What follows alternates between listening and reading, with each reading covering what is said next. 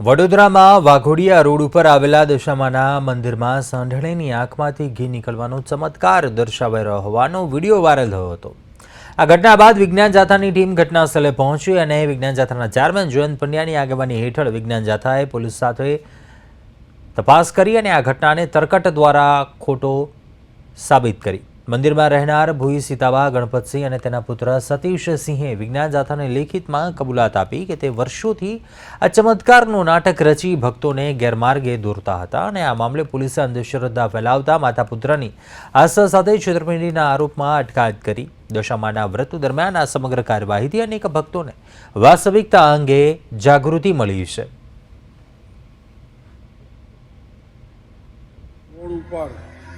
દશામાના મઢમાં સાંઢળીની આંખમાંથી અવિરત ઘી નીકળવાની ઘટનાની જાત માહિતી વિજ્ઞાન જાથાની ટીમ અને પાણીગેટ પોલીસ સ્ટેશનના પોલીસ કર્મીઓ સાથે લેતા આ સમગ્ર મામલો છે બેબુનિયાદ દૂધ સાબિત થયો છે।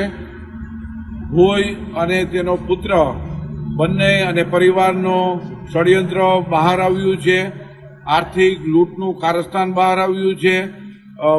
જે પ્રકારે ભોઈ છેલ્લા 35 વર્ષથી ધતિંગ લીલા ચલાવતા હતા તે વિજ્ઞાન જાથાએ બંધ કરાવી છે।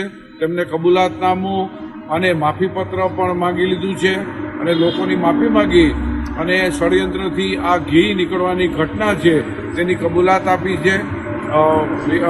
દશામાના વ્રત દરમિયાન આ જે ષડયંત્રના ભાગરૂપે કારસ્તાન કરેલ છે જેનો વિજ્ઞાન જાથાએ 1273મો સફળ પર્દાફાશ કર્યો છે।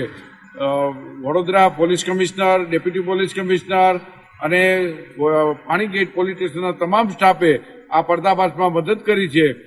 તેને વિજ્ઞાન જાથા અભિનંદન આપે છે। લોકોને અપીલ કરી છે કે હિન્દુ, મુસલમાન કે ક્રિશ્ચિયન કોઈ પણ આવા ધતિંગબાજો હોય તેનાથી લોકોએ સાવધાની કરવી જોઈએ।